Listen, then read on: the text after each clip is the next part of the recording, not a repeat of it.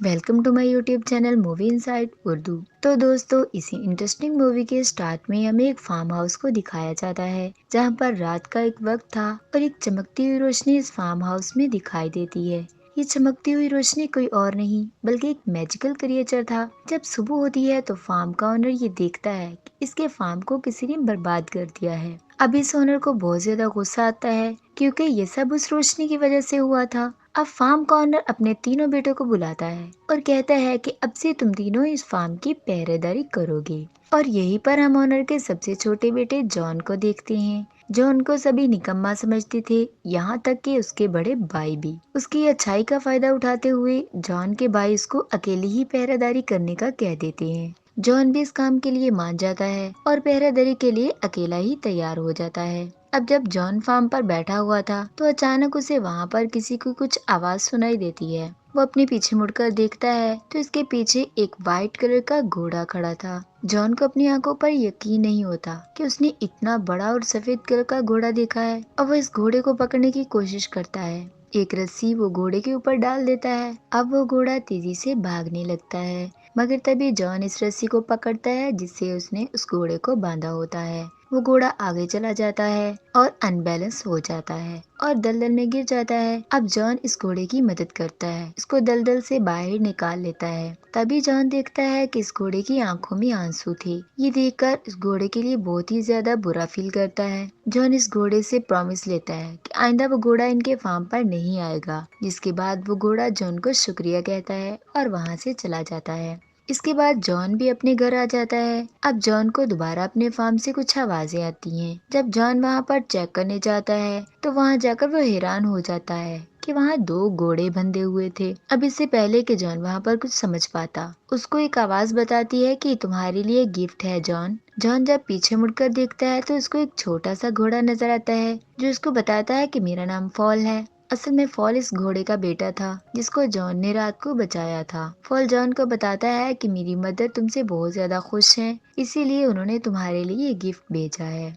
John ये सुनकर काफी ज्यादा खुश हो जाता है। तभी जॉन को अपने फादर की आवाज आती है। अब जॉन जल्दी से बाहर आता है और अपने फादर को बाहर रखने की कोशिश करता है ताकि वो अंदर ना आ जाए। अब जॉन अपने फादर के जाने के बाद फॉल पर बैठ जाता है। फॉल बहुत ही तेजी से भागता है। इसकी स्पीड को देखकर जॉन बहुत ज्यादा हैरान हो जाता है। अब एक जगह पर पहुंचकर फॉल सीटी बजाता है। अब फॉल की सीटी को सुनकर स्टेबल में खड़े हुए घोड़े भी इसके पास आ जाते हैं। जॉन ये सोचता है कि इन घोड़ों को मार्केट में ले जाकर बेच देगा। जॉन इन घोड़ों को मार्केट में लेकर जाता है तो इन शानदार घोड़ों को देखकर लोग हैरान हो जाते हैं। किसी ने भी ऐसे शानदार घोड़े कभी नहीं देखे थे। यहाँ पर काफी ज्यादा लोग जॉन से घोड़ों को खरीदने की बात भी करते हैं। अब फॉल भी जॉन को ये कहता है कि ये दोनों घोड़े इस बड़े आदमी को बेच दो, मगर जॉन ये दोनों घोड़े किंग को ही बेचना चाहता था। जब किंग वहाँ पर आता है तो इसको भी ये दोनों घोड़े बहुत ज्यादा पसंद आते हैं, मगर किंग का मिनिस्टर इसे कहता है कि इसको ये दोनों घोड़े चोरी के लग रहे हैं।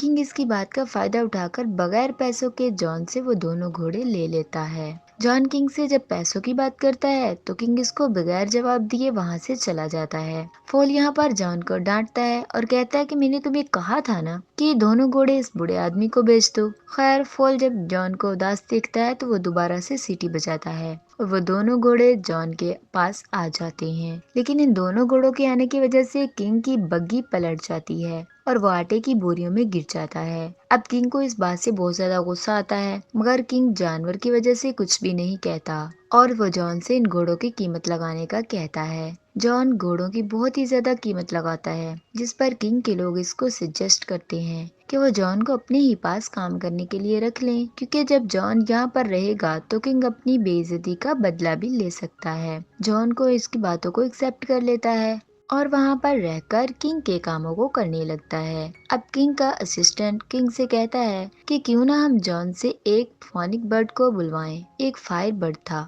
और उसको लाना बहुत ज्यादा मुश्किल था। अब किंग का असिस्टेंट ये कहता है कि इसको लाना बहुत मुश्किल है और जॉन इसको कभी भी नहीं ला सकेगा। अब किंग को अपने असिस्टेंट का आइडिया बहुत ज्यादा अच्छा लगता है और किंग ये सब कुछ जॉन से कहता है। जॉन भी इस बात के लिए तैयार हो जाता है। अब फॉल को ये बात जब पता चलती है तो वो जॉन से कहता है कि ऐसा करना बहुत ही ज्यादा खतरनाक है, क्योंकि जिसने भी ऐसा किया और जो भी इस बर्ड की तलाश में गया कभी भी वापस नहीं आया। मगर जॉन ने ये चैलेंज तो एक्सेप्ट कर लिया था, इसलिए वो पीछे नहीं हट रहा था। अब फॉल को भी जॉन की मदद करना थी, इसीलिए वो जॉन को एक जंगल में ले जाता है जहाँ पर वो इसको एक ड्रीम नेट दिखाता है। वो जॉन को बताता है कि फायरबर्ड के स्पेशल नट्स हैं और इनको बहुत ज्यादा पसंद करता है। मगर ये नट्स ऐसे हैं कि जैसे ही वो फायरबर्ड इनको खाएगा वो गहरी नींद सो जाएगा, जिसके बाद हम इसको आसानी से पकड़ लेंगे। जिसके बाद ये दोनों इस जगह पर पहुंच जाते हैं जहाँ पर फायरबर्ड रहता है। फॉल उसको ये भी बताता है कि फायरबर्ड जमीन के नीचे रहता है। अब वो इस जगह पर कुछ नट्स को फेंक देते हैं और फायरबर्ड्स के बाहर आने का इंतजार करने लगते हैं। अब जैसे ही फायरबर्ड नट्स की खुशबू सूंघता है तो वो जमीन से बाहर आ जाता है। वो फायरबर्ड मजे से नट्स को खा लेता है, जिसके बाद वो बेहोश हो जाता है। अब जैसे ही जॉन इस फायरबर्ड को पकड़ने जाता है तो वो दोबारा से जिंदा हो जाता है। अब वो फायरबर्ड जॉन के पीछे पड़ जाता है और उनको पकड़ने के लिए जॉन और फॉल के पीछे भागता है, जिसकी वजह से पूरे आइलैंड पर आग लग जाती है। इस फायरबर्ड ने जॉन और फॉल को पकड़ लिया था, जिसके बाद जॉन अपने पास आखिरी नट पड़ा हुआ इसकी तरफ फेंक देता है। जैसे ही वो फायरबर्ड इस नट को खाता है तो वो बेहोश हो जाता है। अगली सुबह जब वो जागता है तो उसको पता चलता है कि लोगों ने इसको चैन में कैद कर लिया था। जब जॉन इस फायरबर्ड की तरफ देखता है तो वो देखता है कि इसकी आंखों में आंसू थे। ये देखकर जॉन को बहुत ज्यादा बुरा फील होता है, जिससे वो फायरबर्ड को आजाद कर देता है। जैसे ही वो फायरबर्ड को आजाद करता है तो वो अपने पंख फैलाकर वहाँ से उड़ जाता है और जाते हुए अपना एक पंख जॉन को दे देता है और वो पंख हीट की वजह से ग्लो कर रहा था। फॉल जॉन को कहता है कि किंग अब तुम्हें नहीं छोड़ेगा, मगर जॉन फॉल से कहता है कि शायद वो इस पंख से किंग को यकीन दिलवा दें कि उन्होंने फायरबर्ड को पकड़ा था। जब वापस जॉन किंग के पास आता है तो किंग जॉन की किसी भी बात पर यकीन नहीं करता। अगले ही दिन जॉन को मौत की सजा के लिए लाया जाता है। जॉन वो पंख निकाल कर सबको दिखाता है, मगर अब वो पंख तो ग्लो भी नहीं कर रहा था और किंग जॉन को मारने का कहता है। जब किंग जॉन को मौत की सजा सुनाने लगता है तभी वहाँ पर फायरबर्ड आ जाता है, जिसको देखकर सभी लोग बहुत ज्यादा हैरान होते हैं और वहाँ पर इकट्ठे सभी लोगों को जॉन की बातों पर यकीन आ जाता है, जिसकी वजह से अब किंग को जॉन की सजा खत्म करनी पड़ती है और साथ ही जॉन को किंग का प्रमोशन भी दे देता है। इस बात पर किंग और भी ज्यादा गुस्सा होता है। अब वो अपने मिनिस्टर को कुछ और प्लान सोचने को कहता है। बहुत ज्यादा सोचने के बाद किंग का मिनिस्टर इसको एक आइडिया देता है। वो कहता है कि क्यों ना हम इस बार जॉन को एक माउंटेन की प्रिंसेस को लाने के लिए भेजें। पहली बात कि जॉन इस बात पर कामयाब नहीं होगा और अगर वो ऐसा कर लेता है तो इसमें भी किंग का ही फायदा है कि किंग इस प्रिंसेस से शादी कर लेता है। दोनों ही तरफ में किंग का फायदा है। किंग को ये आइडिया बहुत ही ज्यादा अच्छा लगता है और वो जॉन को इस मिशन पर भेज देता है। अब जॉन इस माउंटेन पर पहुंच जाता है जहाँ पर वो प्रिंसेस रहती थी। वो देखता है कि माउंटेन पर कटलेस के अंदर जाने का एक बहुत ही मोटी बर्फ से रास्ता बना हुआ है, जिसको तोड़ना बहुत ही ज्यादा मुश्किल था। तभी अचानक से वहाँ पर फायरबर्ड का एक पंख उड़कर आता है और इस बर्फ की दीवार में लग जाता है, जिससे वो दीवार टूट जाती है, जिससे वहाँ पर एक पानी का सैलाब आ जाता है। फॉल इसमें बहकर नीचे गिर जाता है और एक स्नोबॉल की तरह माउंटेन से नीचे आ जाता है। जॉन इस कास्टल के अंदर जाता है। इसको वहाँ पर बहुत ज्यादा लड़कियां नजर आती हैं और वो सभी लड़कियां सो रही थी। अब इनमें से असल प्रिंसेस कौन थी ये जानना बहुत ही ज्यादा मुश्किल था, लेकिन इस फायरबर्ड का एक पंख आकर उस लड़की के पास गिर जाता है, जिससे जॉन इस बात को समझ जाता है कि वही लड़की प्रिंसेस है। जॉन इस लड़की की खूबसूरती को देखकर हैरान हो जाता है और इसको बताता है कि इसके किंग इससे शादी करना चाहते हैं। मगर वो लड़की जॉन से कहती है, अगर तुम्हारे किंग इतने ही ज्यादा बहादुर होते तो वो मुझे यहाँ पर खुद लेने आते। वो ये कहकर प्रिंसेस पहाड़ से नीचे कूद जाती है। जॉन भी अपनी जान की परवाह किए बगैर इस प्रिंसेस के पीछे कूद जाता है। अब फॉल इन दोनों के पीछे आता है और इनकी जान बचा लेता है, क्योंकि अब फॉल इन दोनों को वहाँ पर बचाना चाहता था। वो इन दोनों को अपने ऊपर बैठाकर आराम से नीचे ले आता है। फॉल जॉन को देखकर ये समझ गया था कि जॉन प्रिंसेस को पसंद करने लगा है। फॉल इसको समझाता है कि अगर ये बात किंग को पता चल गई तो तुम्हारे लिए मुसीबत और भी ज्यादा बढ़ जाएगी। यहाँ पर प्रिंसेस भी इन सभी बातों को छुपकर सुन लेती है। प्रिंसेस को भी ये लगता था कि शायद जॉन उसको पसंद करने लगा है। इसके बाद लोग किंग के पास वापस आ जाते हैं। वहाँ पर सभी लोग इतनी खूबसूरत प्रिंसेस को देखकर हैरान हो जाते हैं। अब किंग जब जॉन को जिंदा देखता है तो उसको गुस्सा आता है, मगर किंग के आदमी इसको समझाते हैं कि इसमें इसी का ही फायदा है। अब वो लोग जॉन को प्रमोट भी कर देते हैं, मगर जॉन इन सब से ज्यादा खुश नहीं था। इसको प्रिंसेस की फिक्र थी। अब वो छुपकर प्रिंसेस के पास जाता है, इससे पहले कि प्रिंसेस को कुछ बताए। किंग के लोग आकर प्रिंस को वहाँ से ले जाते हैं। अब किंग प्रिंसेस को शादी के लिए प्रपोज करता है, मगर प्रिंसेस इससे कहती है कि वो एक शर्त पर शादी करेगी, कि अगर वो प्रिंसेस को उसकी रिंग ला कर दे जो इसकी दादी की थी, और वो रिंग एक समुद्र में गिर गई थी, और वो रिंग जब तक इसके पास नहीं आ जाती वो शादी नहीं कर सकती। अब प्रिंसेस की बात से किंग वहाँ पर परेशान हो जाता है, मगर तभी वहाँ पर जॉन आता है। जॉन को जब किंग देखता है तो ये काम भी जॉन को कह देता है। जॉन फॉल से इस रिंग के बारे में बात करता है, मगर फॉल इसको कहता है कि इस रिंग के बारे में तो मुझे कुछ भी नॉलेज नहीं। मगर फॉल इस बारे में अपनी मदर से बात करता है, और वो बताती है कि वो रिंग व्हेल के पेट में है, जो व्हेल इनको समुद्र के बीच एक आइलैंड के पास मिलेगी। अब जॉन फॉल के साथ जाता है, मगर वहाँ पर कुछ बर्ड्स के टकराने से फॉल नीचे गिर जाता है, और पता चलता है कि जॉन इस व्हेल तक पहुँच गया है।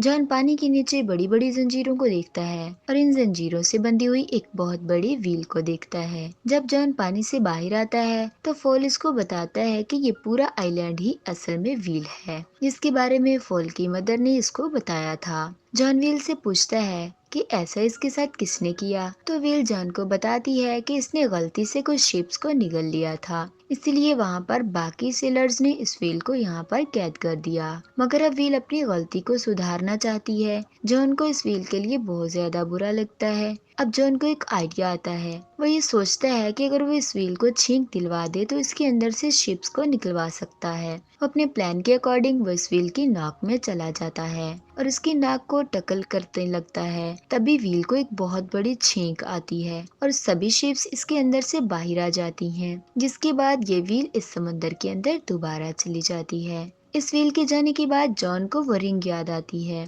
और जॉन उदास हो जाता है क्योंकि व्हील अब जा चुकी थी। मगर तभी वहाँ पर एक क्रेब रिंग को लेकर आता है और वो जॉन को बताता है कि ये व्हील ने इसके लिए भेजी है, क्योंकि वो व्हील दिल की बातों को जान लेती है। इसके बाद वो रिंग को लेकर प्रिंसेस के पास जाती हैं, जहाँ पर इनकी नजर एक फायरबर्ड पर भी जाती है, जिसको किंग ने बिल्डिंग से बांध दिया था। जॉन प्रिंसेस को वो रिंग देता है, जिसे देखकर वो समझ जाती है कि जॉन इसके लिए बहुत कुछ कर सकता है।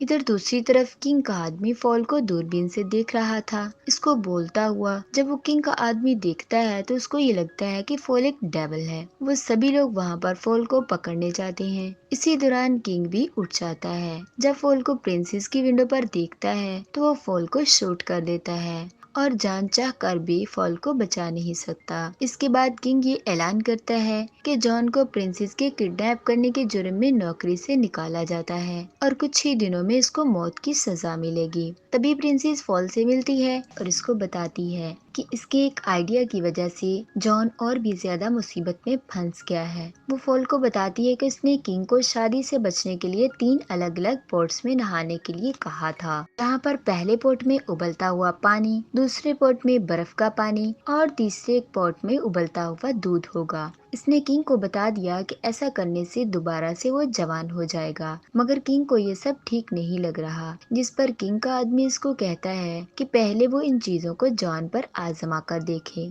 अब प्रिंसेस फॉल को इस बात से बचने का तरीका बताती है कि अगर वो पहले पॉट में इसकी दादी की रिंग, दूसरे पॉट में फायरबर्ड का पंख और तीसरे पॉट में लाइफ और डेथ फ्लावर्स डाल दें तो जॉन की लाइफ बच सकती है। फॉल प्रिंसेस से इन फ्लावर्स के बारे में पूछता है, जिस पर प्रिंसेस फॉल को कहती है कि वो फ्लावर्स इसको दुनिया के आखिरी कोने में मिलेंगे। फॉल कहता है कि इन सब में तो बहुत ज्यादा वक्त लग जाएगा, लेकिन प्रिंसेस इसको कहती है कि तुम्हारी स्पीड से ये काम जल्दी हो जाएगा। अब फॉल इंजर्ड होने के बावजूद इन फ्लावर्स को लेने जाता है और अगली सुबह वो पॉट्स भी तैयार हो जाते हैं। यहाँ पर किंग ये सोचता है कि यही सही वक्त है सबको ये बताने का कि वो कितना रहमदिल है। वो सबको ये बताता है कि प्रोसेस असल में जॉन को दिया हुआ दूसरा मौका है, क्योंकि अगर वो इन सब में कामयाब हो गया तो वो जॉन को आजाद कर देगा। इसके बाद वो जॉन को स्पोर्ट्स में धकेल देता है और प्रिंसेस भी चुपके से अपनी रिंग स्पॉट में डाल देती है और इस रंग के मैजिक की वजह से जॉन सही सलामत पहले पॉट से निकलकर दूसरे पॉट में गिर जाता है। ये देखकर सब फायरबर्ड्स जलाने लगता है और फायरबर्ड की आवाज इस कैदे हुए पंख तक पहुंच जाती है और वहां से निकलकर फौरन ही दूसरे पॉट में गिर जाता है, जिसके बाद जॉन तीसरे और फाइनल पॉट में गिरता है। प्रिंसेस फॉल के आने का इंतजार कर रही होती है। दूसरी तरफ हम देखते हैं कि फॉल इस फ्लावर तक पहुंच गया था, लेकिन इस फ्लावर को तोड़ने से पहले फॉल को ये पता चलता है कि इस फ्लावर को जो भी तोड़ेगा इसकी डेथ हो जाएगी, लेकिन इस बात की परवाह किए बिना वो फूल को तोड़ता है। इधर बाकी सब लोगों को ये लग रहा था कि जॉन मर गया है और सभी लोग उदास होकर वहाँ से जाने लगते हैं, पर तभी वहाँ पर फूल आ जाता है जो कि इस फ्लावर को इस पॉट में गिरा देता है और देखते ही देखते जॉन इस पॉट से एक प्रिंस की तरह बनकर बाहर निकल आता है। अब ये देखकर किंग पहले पॉट में जंप लगाता है, मगर दोबारा से जवान होने की बजाय वो एक बबल में कैद होकर वहाँ से चला जाता है। सभी लोग इस बात को देखकर बहुत ज्यादा खुश होते हैं और वो अपना नया किंग जॉन को बना लेते हैं। जॉन और प्रिंसेस फॉल को ढूंढने जाते हैं। फॉल को ये लग रहा था कि वो मरने वाला है, मगर प्रिंसेस फॉल को बताती है कि वो फ्लावर सिर्फ इसका टेस्ट ले रहा था। मूवी के लास्ट सीन में हम जॉन और प्रिंसेस की शादी को देखते हैं और इसी के साथ ये मूवी यहीं पर एंड हो जाती है।